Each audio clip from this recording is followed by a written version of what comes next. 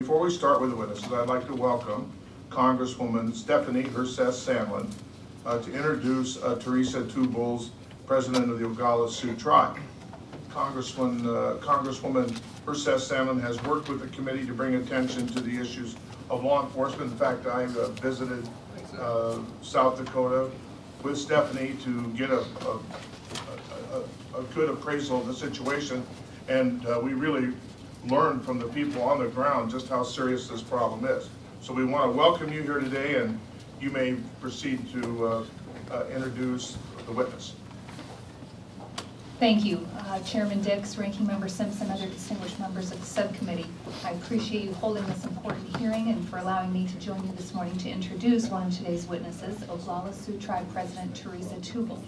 I appreciate this opportunity to say a few words about the challenges facing tribal law enforcement and justice systems in South Dakota and throughout Indian country. As the at-large representative for the state of South Dakota, I have the privilege of representing 9 tribal nations. All 9 Lakota, Nakota, and Dakota tribes face significant law enforcement challenges that are exacerbated by their large land base, their rural location, and the prevalence of poverty.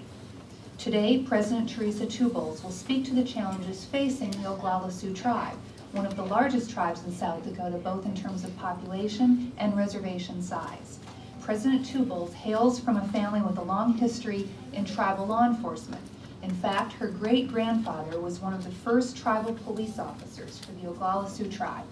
Prior to her election as tribal president in November of 2008, President served as a tribal prosecutor, tribal secretary, tribal vice president, and state senator.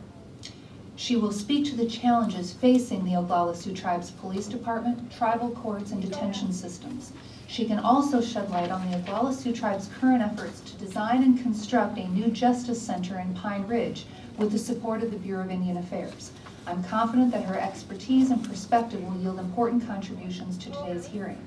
As the subcommittee knows, the federal government is responsible for working with tribes to ensure safe communities, but unfortunately over the years it has not met the great needs of Native communities. For example, today fewer than 3,000 law enforcement officers patrol more than 56 million acres of Indian country.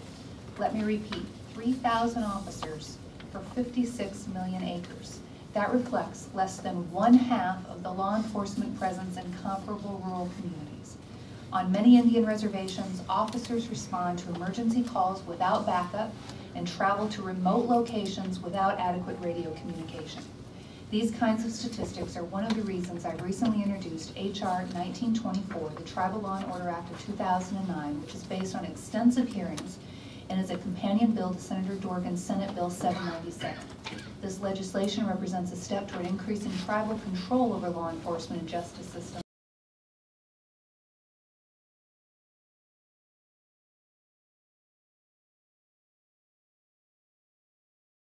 as well as increasing accountability measures for the Bureau of Indian Affairs and Department of Justice. H.R. 1924 would clarify the responsibilities of federal, state, tribal, and local governments with respect to crimes committed in tribal communities. It would increase coordination and communication among federal,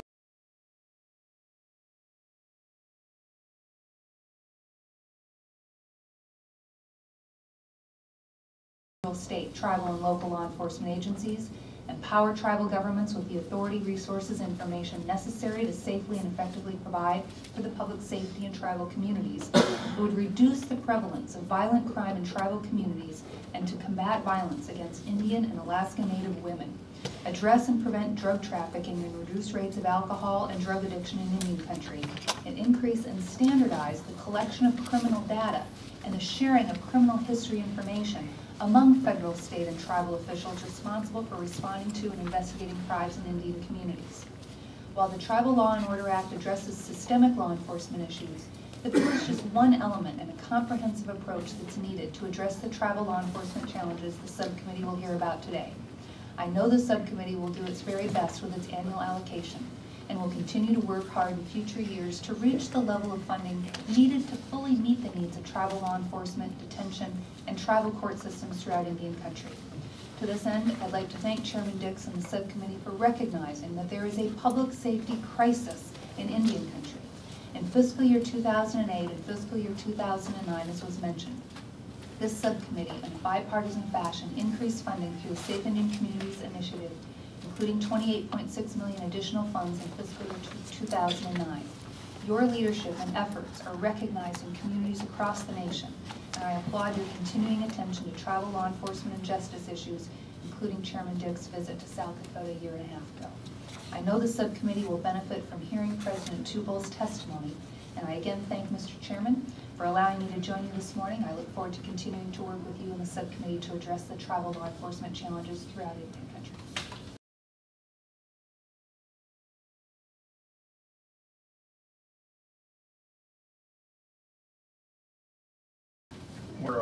You're always welcome, and we